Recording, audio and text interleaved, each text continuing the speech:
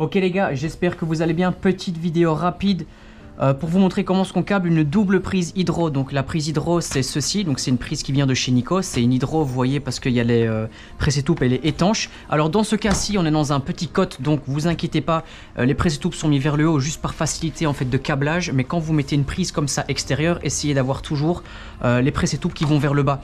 Ok, comme ça vous êtes sûr qu'il n'y a vraiment pas d'eau. Mais ici les gars, il n'y aura pas d'eau. Ok, on est dans une pièce.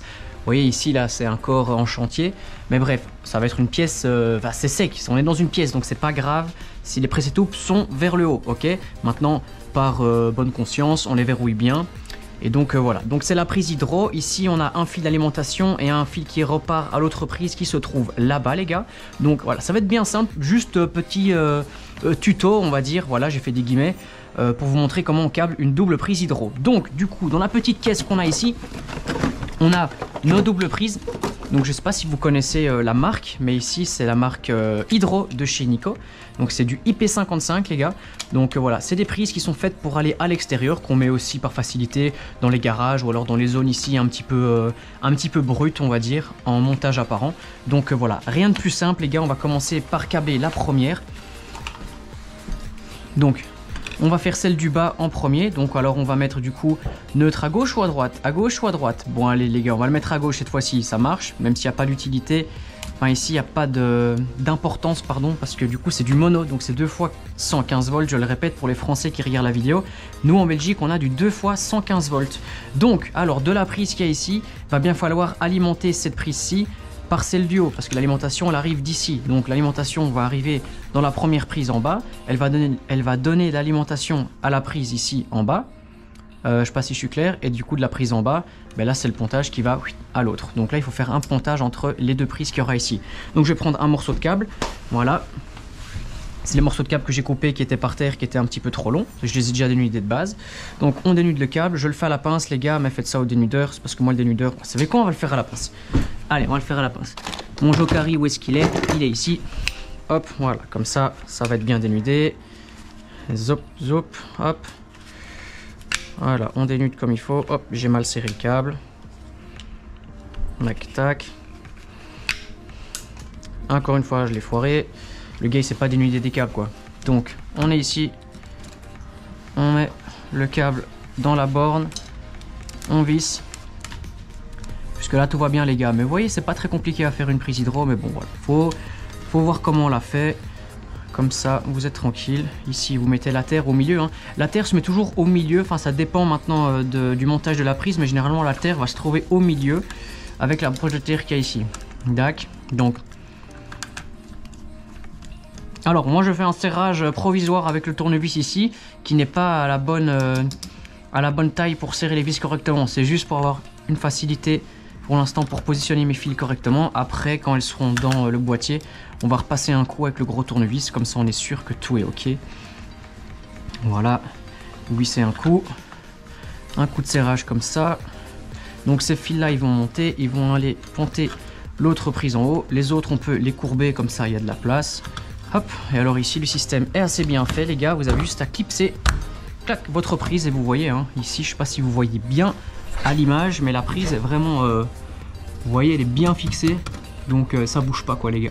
J'espère que vous voyez bien à l'image. Donc du coup ces fils de pontage là ils vont alimenter, oh là là ça va plus du tout, ces fils là ils vont alimenter la prise qui est juste au dessus ici, donc on chope la deuxième prise qui est du coup pas ici,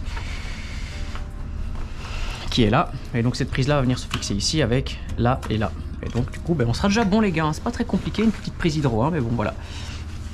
Dis-moi toujours si ça te plaît hein, ce genre de vidéo un petit peu tutoriel comme ça, où je t'explique comment ce qu'on fait certaines choses. Je vais y arriver les gars, oh là là, en fait je glisse, mes mains glissent sur le câble, donc j'arrive pas à avoir une bonne prise, c'est pour ça que j'arrive pas à dénuder le bazar correctement. Hop. Le Jokari ici il est prévu hein, pour dénuder du 2,5, du 1,5, donc votre coupe elle est vraiment nette et impeccable. Donc on chope ici la prise, tac tac, on va venir faire des petits ponts comme ça. On présente les câbles dedans, essayez de respecter les couleurs, hein. Si le bleu vous le mettez à gauche ici, bah alors vous le laissez à gauche, hein. On va éviter d'aller dans tous les sens. Voilà, tournevis.